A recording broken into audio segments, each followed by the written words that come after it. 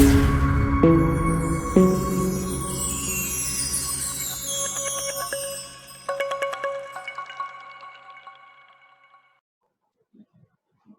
Friends, good evening.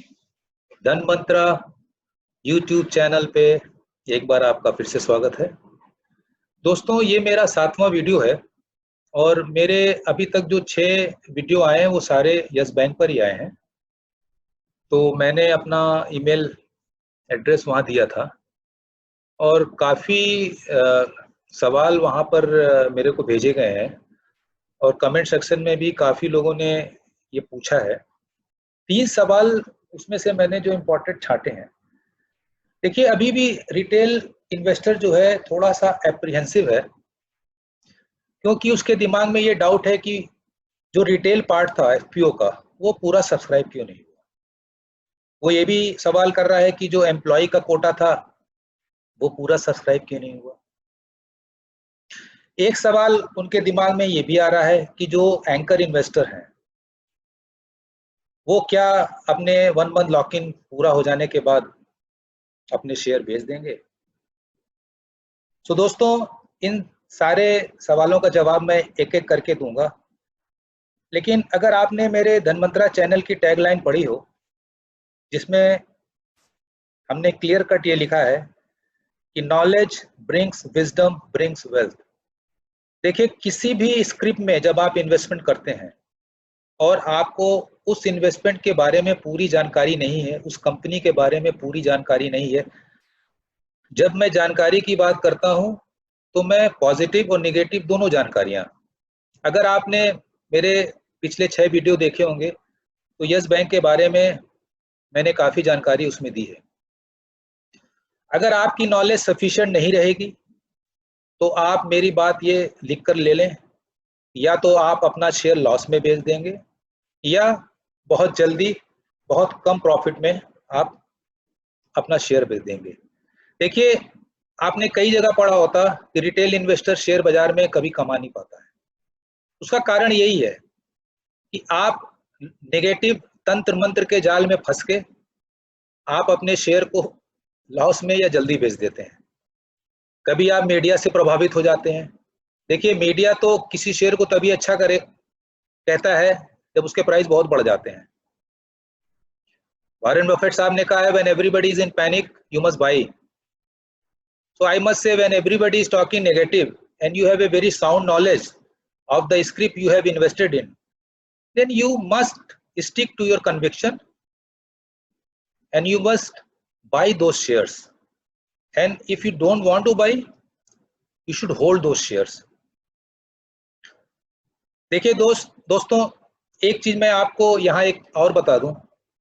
जब retail investor के portfolio में प्रॉफिट दिखता है तो वो घबरा जाता है, और जब उसके पोर्टफोलियो में नुकसान देखता है तो वो टेंशन में आ जाता है। और यहीं पे उस रिटेल इन्वेस्टर का मेटल टेस्ट होता है कि आप प्रॉफिट देख के भी घबराओ नहीं, क्योंकि आपने लॉस तो ज़्यादा ले लिया होता है और थोड़े से प्रॉफिट आते हैं तो आपको घबराहट ये होती है कि कहीं ये प्रॉफिट खत्म ना हो जाए। ये तभी होता है जब आपको उस स्क्रिप्ट में अपना खुद का कन्विक्शन नहीं होता है, आपने खुद स्टडी नहीं किया होता है, आप गलत लोगों से गाइडेड हो रहे हैं, आप गलत चैनल देखते हैं। तो दोस्तों, धन मंत्रा चैनल में हमारी ये एफर्ट्स रहती है कि आपको जेन्युइन इंफॉर्मेशन दी जाए, सो दैट आपको उस स्क्रिप्ट के बारे में काफ़ी अच्छी रिसर्च वाली नॉलेज आ जाए और आप खुद अपने बल पर डिसीजन ले सकें। तो दोस्तों, पहला जो सवाल आ रहा है कि रिटेल इन्वेस्टर का पार्ट अनसब्सक्राइब क्यों रहा, एम्प्लॉय कोटा अनसब्सक्राइब क्यों रहा। देखिए, हम सभी लोग मीडिया से बहुत ज़्यादा प्रभावित हो जाते हैं, और जब यस बैंक के एफपीओ का अनाउंसमेंट आया था तो आपने देखा था कि उस समय यस बैंक का प्राइस 27-28 रुपये चल रहा था और एफपीओ की जो प्राइस आई थी वो 12 से 13 रुपए की बैंड थी और एम्प्लॉय कोटा के लिए 1 रुपये कम था, 11 रुपये पे था। देखिए, आप you must use your common sense.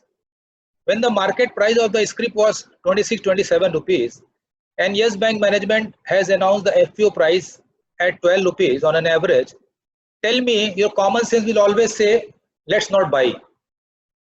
Let's see what is the reaction of the price after FPO is over, and then we will buy from the market.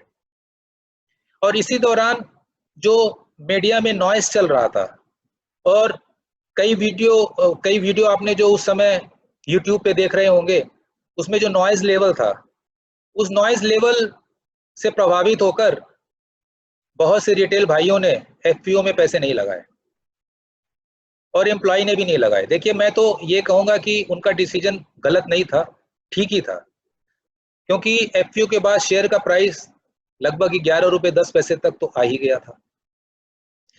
लेकिन आपको मैं ये कहना चाहता हूं कि इसको आप नेगेटिव नहीं लें कि चूंकि ये अंडर सब्सक्राइब हुआ, इसका मतलब जो सब्सक्रिप्शन का प्राइस था 11, 12, 13 rupees, that was over price.